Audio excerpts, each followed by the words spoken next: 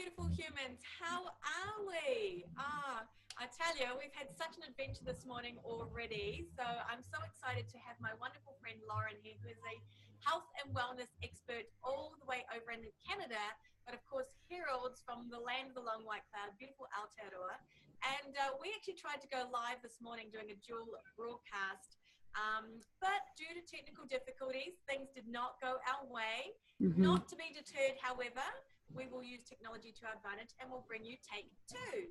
So Lauren and I are actually going to share some great tips around how you can be your best self as a mum and as a business person working from home.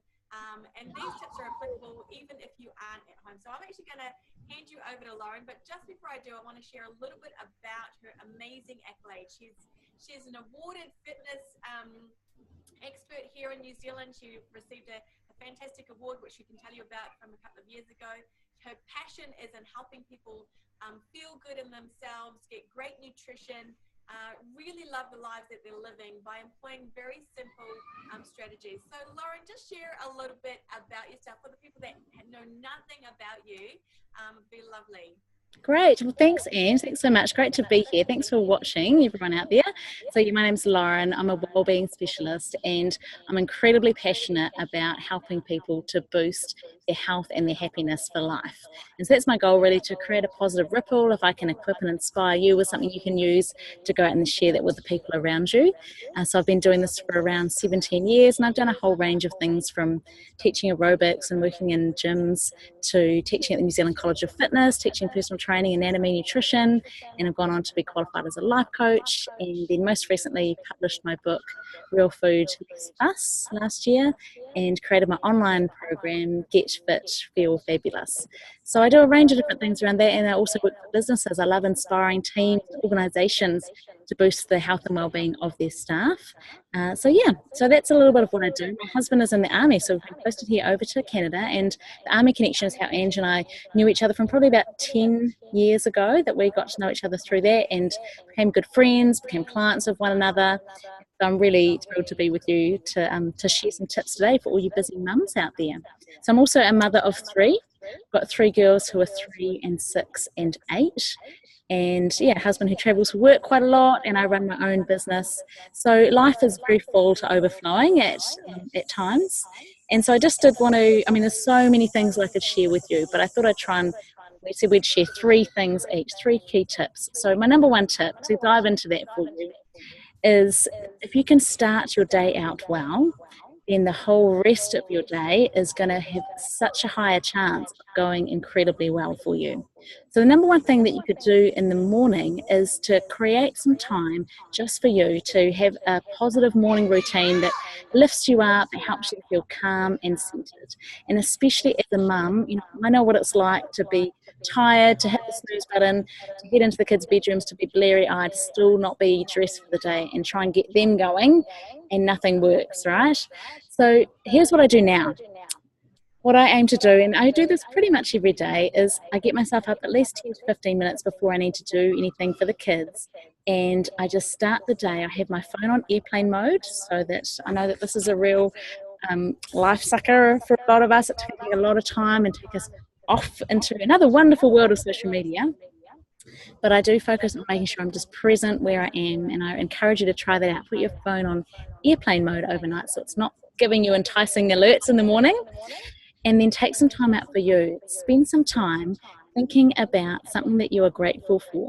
Something you're either grateful for from the day before, that you're just grateful for in the moment, something that you're looking forward to that day.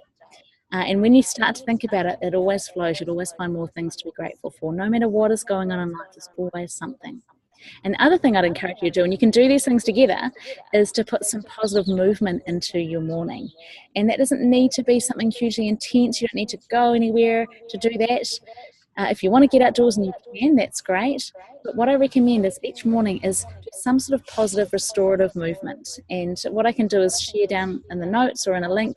I've got a great morning stretch routine that I personally use, and so it's a stretching, strengthening movement routine, and it just gets me to breathe well, which means that hormonally I'm setting myself up well for the day because I'm getting my body into that rest and repair mode, and I'm just calming myself so that when I do walk in to greet my kids, that I'm calm and centered. And I'm showered and dressed as well. It's another good tip. Be showered and dressed yourself before you encourage your kids to do that. And it just means that we have a much more positive, happy start to our day, and it just flows on to everything else in the day. So that's my number one routine tip for you around a routine in the morning. Carve out some time. Doesn't have to be, you don't have to get up an hour early. Sleep is precious as well, but just give yourself a little more time. And whether it's writing a journal, meditation, whatever it is, whether it's prayer, whether it's something for you, whether it's doing that stretch routine and gratitude, find something that really calms and uplifts your soul and do that every day. Yes, that's my number one tip. So I'm going to hand back to Ange. We might alternate. So what's one of your key tips? So tell us about you, Ange, and what you do. Yeah, I love that, Lauren. I think starting out your day on a good note with intentions that it's going to be a good day, and having strategies in place that we can actually face the day at our best, because it's tough.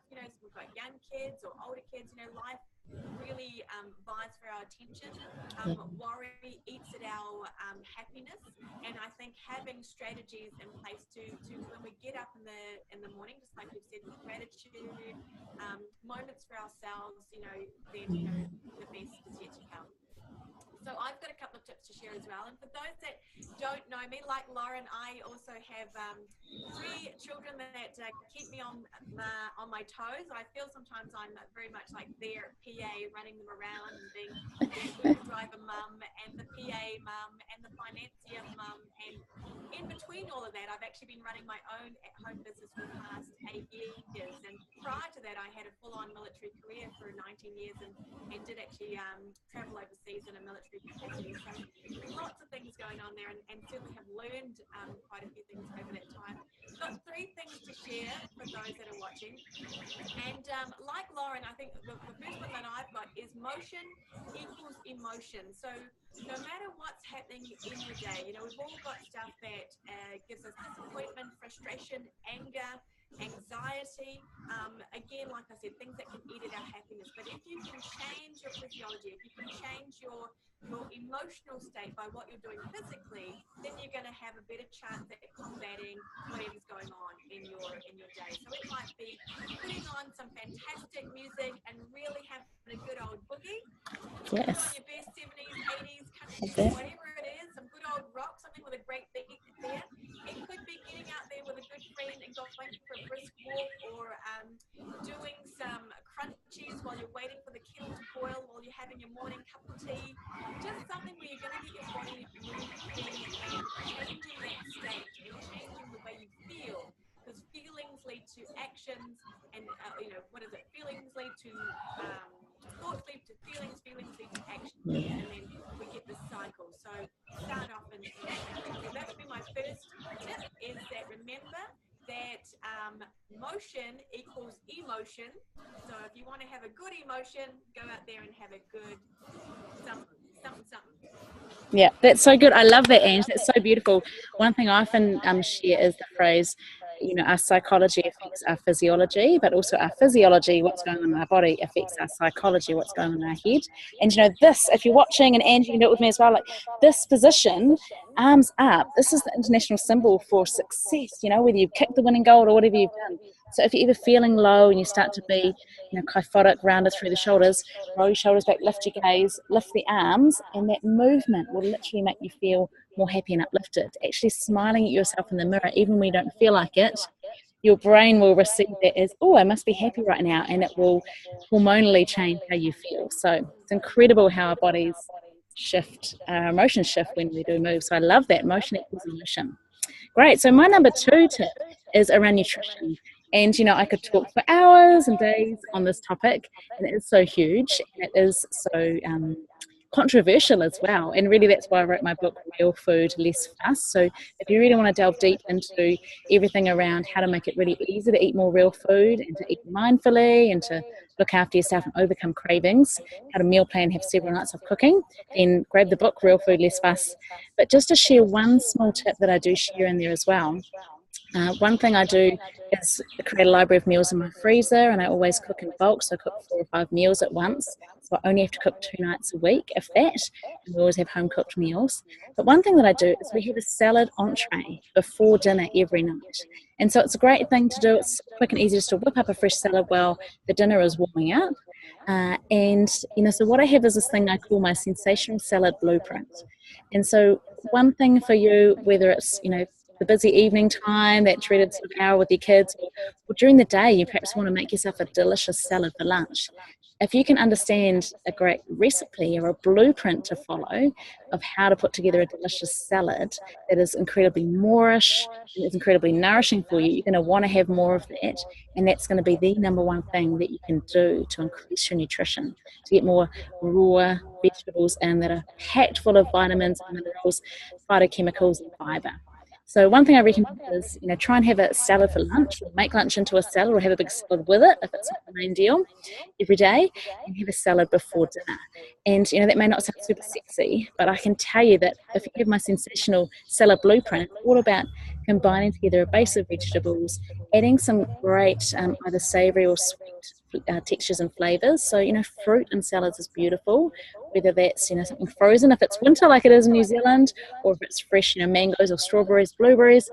Adding some extra flavor enhancers like cheese, toasted nuts, toasted seeds, fresh herbs and spices, sprouts, different things. So you've got a nice balance. And once you've got that right balance each time, it becomes easy to throw together any salad with what you've got on hand, to follow a recipe by kind of having a blueprint. And then the key thing is to make a great vinaigrette. So again, perhaps we can have some links that I can share with you, a great vinaigrette recipe that is so foolproof. And if you make it in a jar, you've got it there in advance and it's just ready to go, and it makes it so delicious you just want more. And the other great thing with the vinaigrette is vegetables are designed to be consumed with fat, which we need in that vinaigrette, and the oils, healthy oils, because all of those fat-soluble vitamins, so A, D, E, and K, they can only be absorbed when we have the fat with them. So having the healthy fats in a nice vinaigrette just means it's not only delicious, but more nutritious for your body.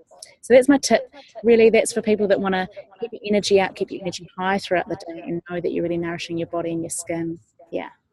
So, yeah. Absolutely. And I love that whole preparation. I mean, time is precious. We've all got 24 hours in a day, and we've only got 24 hours in a day. So being time efficient with what we're doing, the whole meal preparation, and because I think it's when we short on time, we're hungry, that's when we start to do the whole making poor eating choices and things like that. So now, for those that are watching our lovely video out there, if you haven't got Lauren's book, I can highly recommend it. It's real food, real people, simple and easy to prepare, menu plans, highly flavoursome. I have had the pleasure of being hosted by Lauren a few years ago, and I can tell you she is an amazing cook.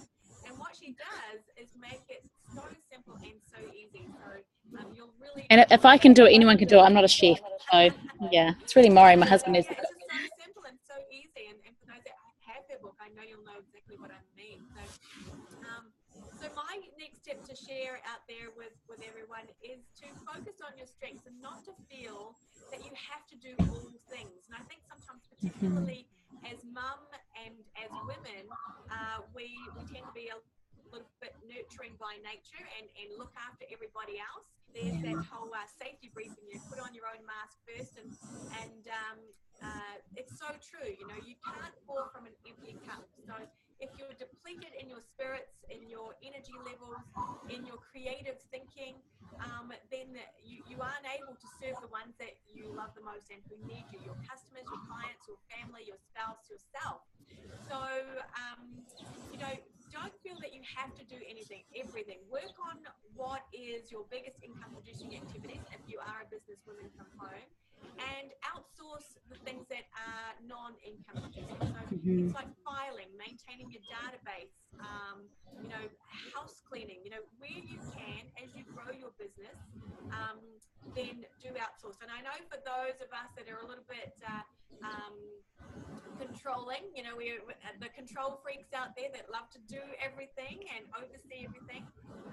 This is where you can start to, shift some of that responsibility, and whether you're employing staff or whether you're outsourcing things, is know that as you free up time for you to generate more income in your business, for you to do the things that only you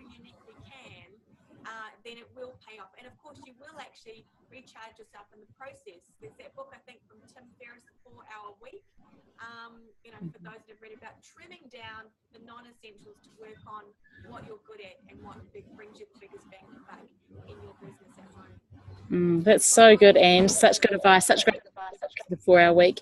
And, you know, strengths, so often we look at our weaknesses and we try and improve them, and then all we can do is that just make the average at everything. Whereas if we can enhance our strengths, it's so true. And absolutely, I think the key thing here is taking a step of faith, because I know for myself, when I did this probably about 4 years ago when I first got a PA, it was just phenomenal growth in my business, because suddenly my time wasn't bogged down doing all those things that I like to control and be a perfectionist with, and literally you'll be able to put your energy into so many other things. So I totally agree. That's such a brilliant tip. Thank you, Ange. That's great. So my final tip for you ladies is again based around health and energy. And, you know, I'm really on a mission to create a global movement to encourage people to embrace the idea to snack on exercise.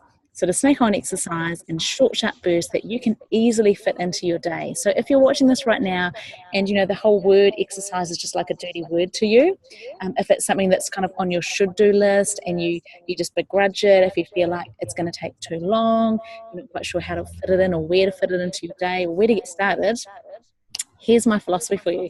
You know, even if you're busy, I'm sure that you probably still find time to brush your teeth. So if that's 2 minutes in the morning and 2 minutes at night, that's 4 minutes you spend looking after this little part of your body. So could you commit to spending just 4 minutes to look after your entire body by snacking on exercise? You know, 1 minute in the morning when you get up, 1 minute at mid-morning, 1 minute at lunchtime, and 1 in the afternoon.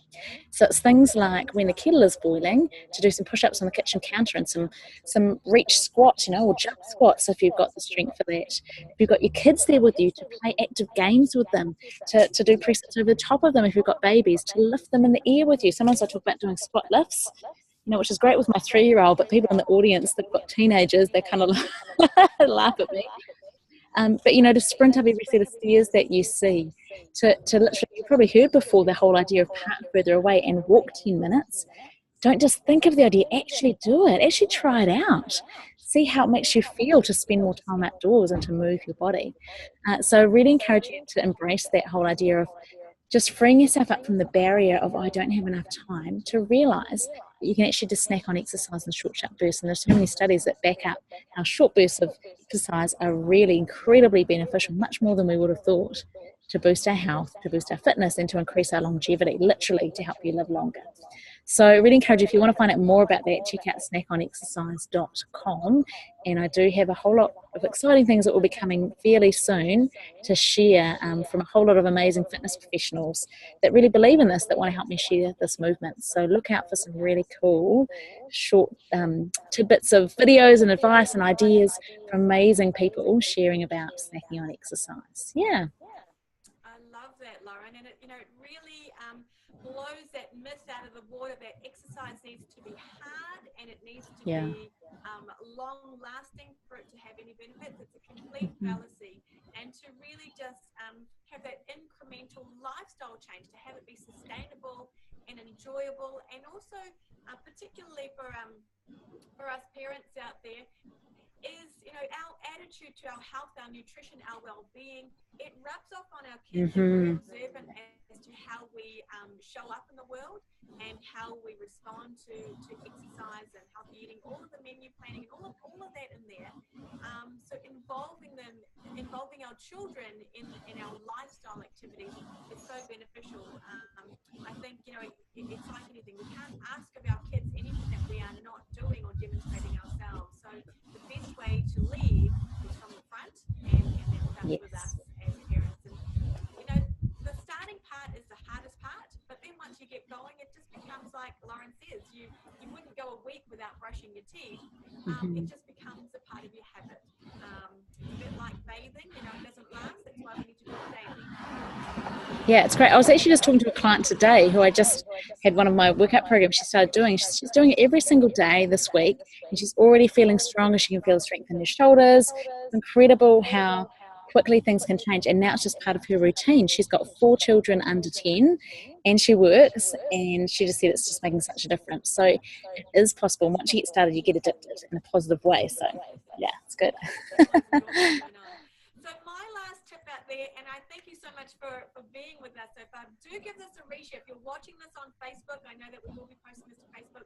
Give this a reshare. Tag a friend that will benefit from any of the content that you've heard this morning. But my last bit of advice that I want to share with you this morning is to trim down the helium hand. And this is for you ladies out there. Guys don't seem to suffer from this as much, but women out there, us mums, we might be needing volunteers for the bake sale, for the disco, for the fundraising activity, for the next committee, and somehow this old hand keeps raising up and you're going, oh yes, pick me, and we get drawn so thin because we don't want to say no to people. We feel that if we say no in our heads, where it's coming across as if I don't like you, which really it's not true at all. So some strategies around that. If you feel that you can't say no, is learn how to say, look, I'm so flattered that you have asked me. I would love to say yes, but let me check my diary because I don't want to have any conflict of commitment going on. So I do run my life by my diary. If it's in my diary, it's important. Let me check first and I'll get back to you. Or, if it's something that you can't do, say, look, I'd love to, but I've got another commitment. And that other commitment could just be you and Netflix. You don't have to explain that other commitment, so it doesn't have to be some big business deal. If I've got something in there and I'm like, oh no, I don't want to work that day, I go, oh, I've got another commitment. This might be me and my darling sitting on the couch catching up over our work. So just schedule out your diary where you want space for business activity, personal activity, and choose your voluntary commitments. You don't have to volunteer for everything, and just trim down the whole helium thing. Catch yourself. You'll be laughing out there. You'll be going, yeah, that's me. You know that I'll be talking to you. And I know because I have done this myself. Everything I've shared comes from experience. So we learn as we go, and we all get it. So we link arms as amazing women and raise each other up.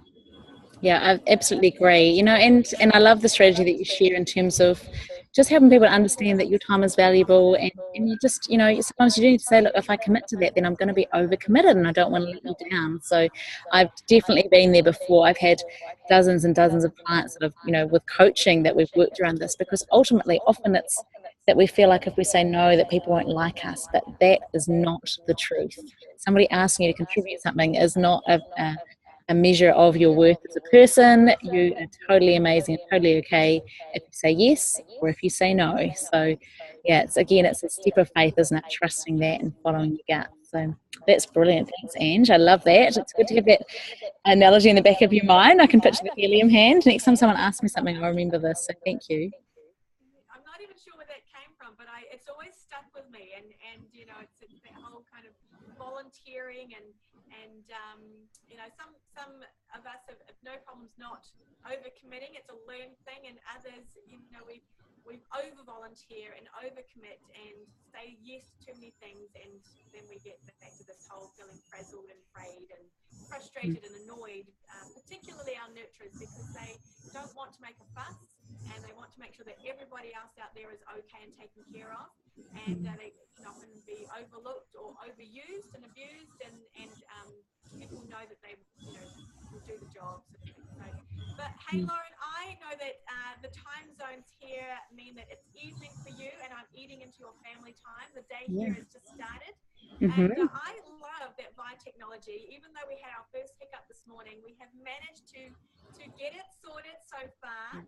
And going forward, I would love to interview you again. I know that you are a wealth of knowledge. You have so much to give. You are generous to a fault. And I've always enjoyed your company. I've learned so many things from you. I always remember this one particular book that you recommended, which was The 5 Love Languages. Oh, yeah. Revolutionary book in regards to changing your relationship with everyone, from clients to family. So bonus tip today there is one. It's a fantastic book. Do follow Lauren. Go over to her page. Check her out. Facebook stalk her. Feel free to do the same for me. Do the same for Ange. Absolutely, yeah. You ladies, if you're someone that's in my community, you haven't met Angela Cossey yet, go and check her out. She's an amazing, inspiring businesswoman. She is a real strength finder and a great coach, and loves all things with fashion and women. So check her out and connect with her. She's wonderful. So I want to thank you all for watching this. Thank you so much for taking the time. Just remember, I just want to finish by saying, as busy mums, if we're out there giving out and giving out and giving out, we're going to just absolutely run on empty. And I don't want you to hit the bottom and have a crash and then realize I need to do something. So really, these tips that we're sharing with you today, they may sound simple, but the key thing is to actually do them, actually try them out, because as you fill up your cup, you will be amazed. Not only will you feel better, but you will have so much more to fill out and to overflow into your children's lives, into your partner, into your friends, your community. So do go out, make sure you have a great morning routine. Make sure that you use that motion to set you into the emotional state that you want to have. Think about setting up your salad bar and those sensational salads. Make sure you focus on your strengths and delegate the rest.